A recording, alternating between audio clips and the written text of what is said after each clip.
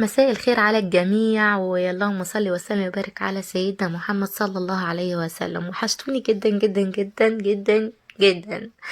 انا مش قادره اقول لكم ان هموم الدنيا كلها في كوم، وعند ما باجي اتكلم معاكم ده كوم تاني خالص. راحه نفسيه ما بعدها راحه. إلههم دايما دمها علينا نعمة الراحة يا رب جميعا، وراحة البال والاطمئنان يا رب العالمين. يا رب الحوجة وحشة متحوجناش لحد ولا قريب ولا غريب يا رب. صلى على الرسول في الكومنتات ونبدأ الفيديو بتاعنا بسم الله. خرجت في بداية الفيديو اتصل لي على الشمال اليمين ديت ملكوش دعوه بقى خالص، دي شويه رز على بسله كده. بنتي كانت جعانه قلت اسخنهم لها على السريع تاكلهم على ما اخلص الاكل. طبعا استقبلوا لي الصلصه حمراء قوي كده، اللي فيها حاجه مش طبيعيه، هي فعلا فيها حاجه مش طبيعيه، حتى بنجر. في بدايه الفيديو حطيت 3 4 معالق زيت مع بصلايه، مع فلفل اخضر احمر كده، الوان سبايسي، بس الحمد لله ما خليتهاش حراقه عشان نعرف ناكلها. وحطيت صلصه متصفيه مع البنجر عشان تديها لون كده جميل، وسبتها مع نفسها تتسبك. تيجي هنا دي كبده فاليه، نص كيلو من الكبده بعد ما غسلتها بالخل والملح والليمون، وصفيتها كويس جدا. واعمل لها تتبيله فلفل اسود وكمون ومكعب ماجي وعصره ليمونه ومعلقتين خل وفص توم فريش، ونحط معلقتين زيت. بس مش هنعمل اكتر من كده. نقلبها كده تقلبتين 3 ونسيبها مع نفسها. طبعا انا بتاعه التوم ديت انا مش هسيبها، لا ده انا هصفيها دلوقتي على حسب السكين. عملنا تتبيله الكبده نركنها بقى على جنب، تاخدش وقت خالص وسريعه التحضير. نجيب لها رده على 3 4 معالق نشا عشان ينطر الزيت. النشا حلو، والرده دقيقه الرده، قصدي الكبده بالرده، ونحط لها 3 4 معالق كده، 3 معالق دقيق. هنقلب كل الكلام ده كده مع بعضه ونكبس كويس الكبده واحنا بنعملها. بص هنا عندي الصلصه اتسبكت، دي طبعا شوربه بط انا حطيتها غليتها وحطيتها تمام. وهزود لها كمان شويه ميه يعني، عشان طلعت الشوربه حبه صغيرين. وانا هعمل هنا كيس مكرونه سباكيتي. التوابل بتاعتنا فلفل وكمون وملح ومكعب ماجي بس. لما طلعت دلعه هحط لها شويه ملح كمان، مش هحط اي حاجه تاني. مع ان انا ما بحبش اللهم صل على النبي، ما بحبش المكرونه. انا كنت هنا شايله شويه صلصه على جنب لما تسبكي، بس لما حسيت ان هي الصلصه عايزه احمرها اكتر فحطيت لها كمان معلقتين، وزودت لها هنا حبه ميه كمان. وهحط المكرونه هكسرها بس كده مرتين.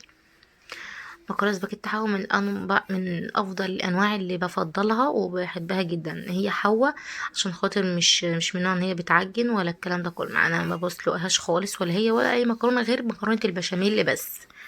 غير كده انا ما بسلقش مكرونات. نكبس كده الكبده كويس جدا عشان الكفر يمسك فيها. ولذلك بجد اقول لكم على حاجه، لقيت الكفر ساب مني، مش عارفه بقى يمكن عشان الزيت ما كانش سخن قوي، ولا انا كترت مثلا الدقيق، ولا عشان حطيت نشا، فما اعرفش. قولي لي ايه السبب. انا قلت ان انا اعمل الفيديو واقول لكم يعني. الكفر حسيت ان هو ايه، في كفر ماسك وفي كفر مش ماسك، مش عارفه ليه. قولوا له ايه السبب اللي يخلي كده يعني. تمام. لو وصلتوا معايا لحد هنا متنسوش تشتركوا في قناة اختكم المتواضعة عشان تكبر بفضل ربنا، ثم اخواتي واحبابي، وتحطوا لايك للفيديو لو عجبكم، ولا برضو لو ما عجبكوش حطوا لايك برضو. واكتبوا لنا دعوة حلوة كده من قلوبكم، وصلوا على الرسول في الكومنتات. اللهم صل وسلم وبارك على سيدنا محمد وعلى اله وصحبه وسلم. طبعا هنا الكمية اللي انا كنت عاملاها ما كفتش الكبدة، لان الكبدة شالت الردة كتير، فجت عند اخر واحدة ما فضلهاش ولا فتفوتة. انا هنا كان عندي زيت صفيته وكملت عليه شوية من الازازة. طبعا انتوا عارفين ان الكبدة بتغمق الزيت اصلا. تمام. هنا تقريبا مش عارفة كان الزيت مسخنش جامد اوي ولا ايه. اذان المغرب بيأذن. الله اكبر الله اكبر، عظمة لله، اشهد ان لا اله الا الله، سبحان من كنت من الظالمين. بص الكبدة لما بتتحط في زيت بقى وتسخن بتكش. بس كانت الاتنين دول واخدين الطاسة، دلوقتي اصبح ان هما كشوا فحطيت واحدة كمان. هي ديت كانت كبدة مجمعة. طبعا هنا بنتي عملت الطحينة ومع ذلك قالت لي وانا يا ماما اعملها ومش عارفه، حطيت لها الزيت والخل والليمون والملح والتوابل والكلام ده كله. بصوا بعد ما خلصت كده شكلها جميل قوي.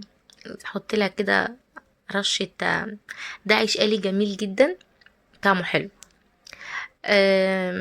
حطيت لها كده شويه بقدونس من على الوش كده، وادي المكرونه الاسباجيتي بعد ما سبتها تستوي خالص وغطيت عليها النار من غير ما بقلب كتير يعني.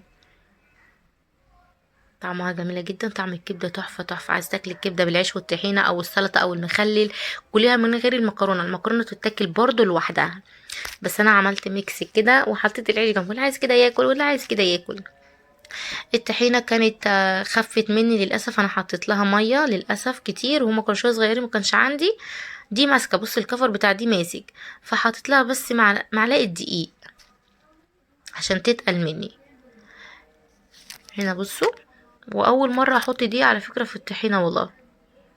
كانت اكله زي العسل وجميله جدا وهتعجبكم. الكبده طعمها تحفه تحفه تحفه، مخدتش وقت ولا مجهود ولا اي حاجه اطلاقا. انا ببقى سعيده جدا وفرحانه بقدم لكم محتوى جديد وفيديو يعني اكلات جديده.